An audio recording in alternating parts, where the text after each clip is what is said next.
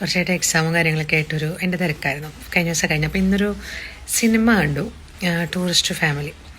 ഞാനിങ്ങനെ അതിരുന്ന് കണ്ട് അതിലിങ്ങനെ ഇരിക്കുമ്പോൾ ചില കാര്യങ്ങളൊക്കെ കഴിഞ്ഞ കുറച്ച് ദിവസം മുമ്പ് ഞാൻ പറഞ്ഞൊരു വീഡിയോ ഉണ്ട്.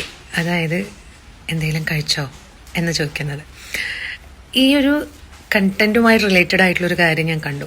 നമ്മളാളുകൾ ഒന്നില്ലെങ്കിൽ അങ്ങേയറ്റം ഒന്നില്ലെങ്കിൽ ഇങ്ങേയറ്റം എന്ന് പറഞ്ഞ മാതിരിയാണ്. ചിലപ്പോൾ ഭയങ്കര കൂട്ടുകെട്ടും ക്ലബ്ബ് കാര്യങ്ങളൊക്കെ ആയിട്ടുണ്ടാവും. ചില കോളനികളിൽ ഭയങ്കര ഇതണം. ചിലർ ആർക്ക് ആരെയും നോക്കാൻ നേരില്ല, എല്ലാവരും ഇങ്ങനെ പോവാം. അപ്പോൾ ആ ഒരു ഇതിൽ ഒരാളുടെ അമ്മ മരിച്ച് അവൻ ഒറ്റയ്ക്ക് ഇരിക്കുമ്പോഴും ഒന്നും ആരും ചുറ്റുവട്ടത്തുള്ള ആരും വരാതിരിക്കുന്ന അവസ്ഥ. അങ്ങനെ അവൻ കുടിച്ച് നശിച്ചുകൊണ്ടിരിക്കുന്ന പോകുന്ന സമയത്തും അവൻ പറയുന്നൊരു കാര്യമുണ്ട്, ഒന്നും അറിയാത്തൊരു മനുഷ്യൻ അവൻ്റെ ജീവിതം ശരിയാക്കാൻ കാരണമായി. വേറെ ഒന്നല്ല, എന്തെങ്കിലും കഴിച്ചോ എന്ന ആ ഒരാളുടെ ചോദ്യം നമ്മൾ മനസ്സറിഞ്ഞിട്ട് ആൾക്കാരോട് ചോദിക്കില്ല. പലപ്പോഴും നമുക്ക് മനസ്സറിഞ്ഞ് പെരുമാറാറില്ല. ഞാൻ പറയട്ടെ, ഭയങ്കര ആവശ്യം വരുന്ന സമയത്ത് ഏറ്റവും ക്രൂവലാവുന്ന ആൾക്കാരുണ്ട്. എനിക്ക് തന്നെ തോന്നിയൊരു കാര്യം, ഇപ്പോൾ ഈ പരീക്ഷയും കാര്യമായിട്ട് ഓട്ടോ യാത്രകളൊക്കെ ആകുമ്പോൾ എറണാകുളത്ത് തന്നെ നിൽക്കുന്ന സമയത്ത് നമുക്ക് നല്ല പെരുമഴ.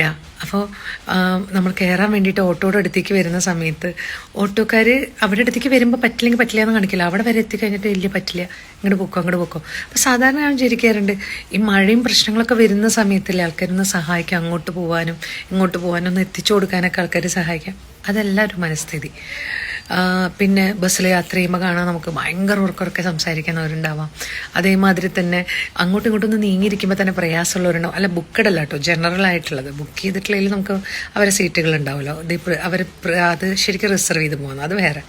അപ്പോൾ അങ്ങനെ പലതരം അനുഭവങ്ങൾ നമ്മളിങ്ങനെ കാണുമ്പോൾ ഞാൻ വിചാരിക്കാം, ഇതാണ് ലൈഫ് എന്ന് നമ്മളുടെ ചുറ്റും നോക്കുന്ന സമയത്ത് മനുഷ്യന്മാരുടെയൊക്കെ സ്വഭാവം ഭയങ്കര ക്രൂവലായിക്കൊണ്ടിരിക്കുക.